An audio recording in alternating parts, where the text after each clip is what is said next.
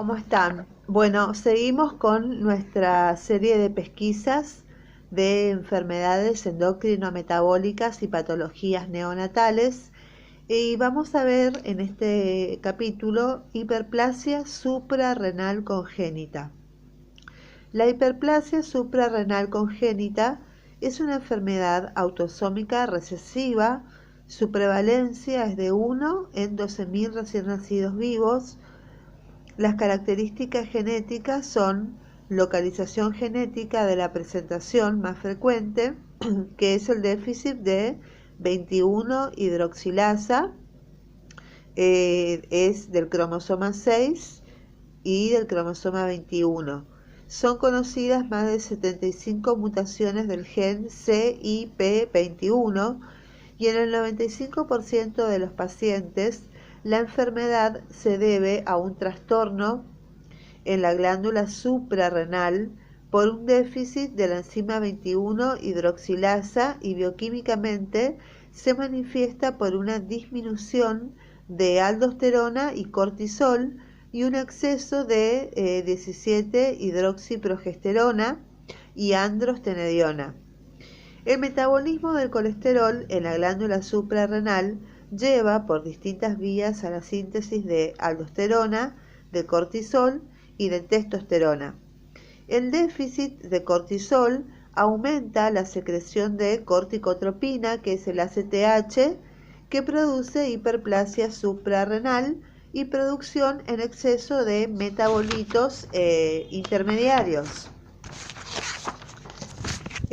Bueno, el esquema de la síntesis de esteroides y enzimas involucradas es como el ciclo de Krebs, digamos, no son muchas enzimas, todo la ACTH, colesterol, pasa por la pregnenolona, pasa por una enzima que se transforma en progesterona, la progesterona se transforma en desoxicortisol y después en cortisol y después en testosterona y aldosterona, o sea, por medio de la ACTH. La síntesis de esteroides y enzimas involucradas son muchísimas enzimas involucradas para formar la aldosterona, el cortisol y la testosterona. Bueno, las manifestaciones clínicas, que es lo que nos interesa a nosotros como médicos y los que en realidad es la psicosis de lo que nos van a tomar en el examen. La enfermedad puede presentarse en su forma clásica y en la forma no clásica. La forma clásica puede tener presentación precoz o presentación tardía. La presentación precoz tiene a su vez dos posibles formas clínicas. La forma perdedora de sal, el 75% de los recién nacidos presentan en la presentación precoz una crisis entre el séptimo y el día 14 de vida. Clínicamente se manifiestan con pérdida de peso, con vómitos, con letargia, con deshidratación, hiponatremia e hiperpotasemia. Es una forma perdedora de sal que se da hasta los 14 días. Y después tenemos la forma no perdedora de sal, que es la minoría de los casos, que se dan en el 25% de los recién nacidos, que se manifiesta por una vinilización simple y no presentan disturbios hidroelectrolíticos.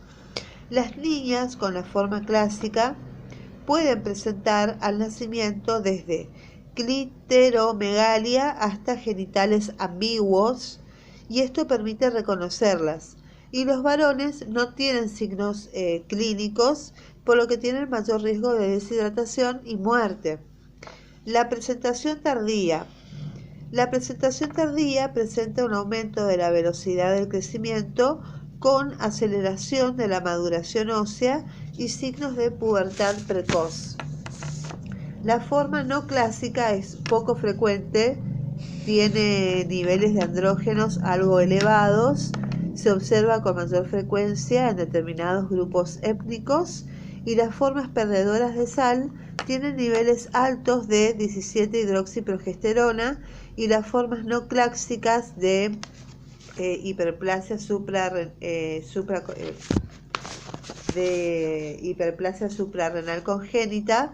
Las formas no clásicas tienen valores normales de 17 hidroxiprogesterona y el diagnóstico se realiza con una prueba de estimulación con corticotropina. ¿Sí? Bueno, vemos que el método de pesquisa, la forma más común de presentación es el déficit de la enzima 21-hidroxilasa, que produce la acumulación en sangre de la enzima esta 17-hidroxiprogesterona, y por esta razón la 17-hidroxiprogesterona es el parámetro bioquímico de elección para la detección de hiperplasia suprarrenal congénita en los programas de pesquisa neonatal.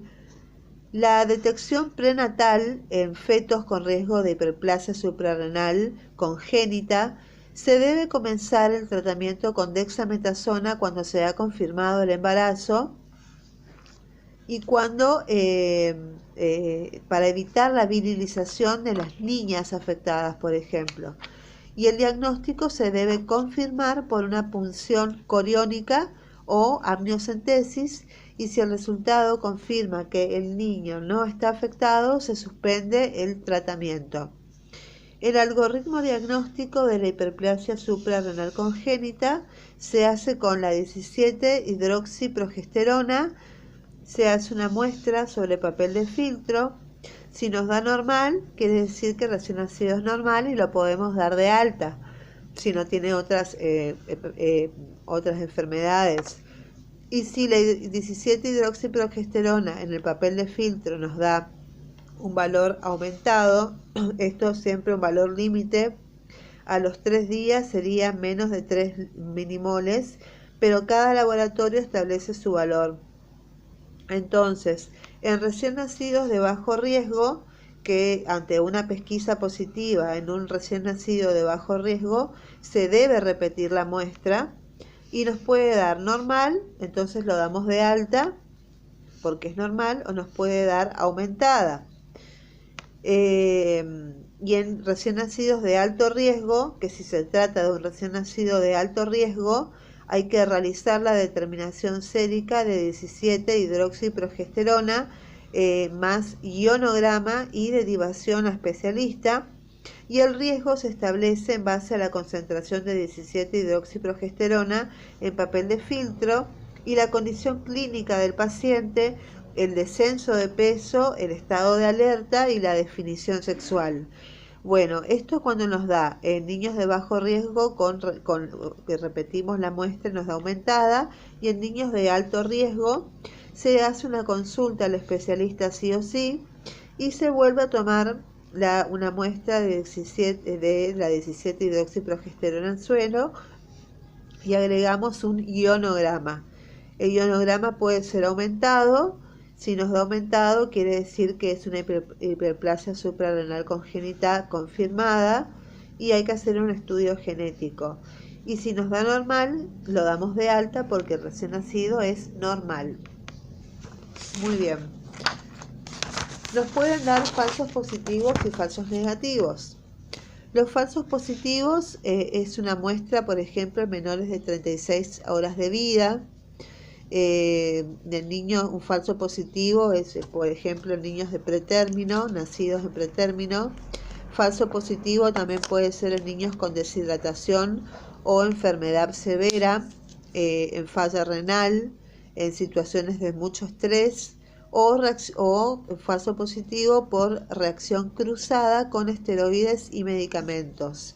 Y los falsos negativos pueden ser cuando hay corticoides en el embarazo o en el periodo neonatal, o cuando la embarazada recibió más de un esquema completo de corticoides para la maduración pulmonar del feto, que eran 2 dosis de dexametasona o de betametasona por día intramuscular, y en este caso se aconseja repetir la pesquisa en la segunda semana de vida del recién nacido de pretérmino. La sensibilidad del método para la 17-hidroxiprogesterona es de 60% para las niñas y 80% para los varones. La confirmación diagnóstica se realiza con la evaluación de la 17-hidroxiprogesterona en suero más el ionograma. Y si se confirma la enfermedad, se continúa con el estudio genético. El tratamiento se realiza con el reemplazo hormonal, con inhibidores de andrógenos, corrección con cirugía estética de las niñas virilizadas Y los beneficios de la pesquisa es que tenemos un diagnóstico precoz. Con la pesquisa y el tratamiento previenen las crisis graves por pérdida de sales, ¿sí? De sal.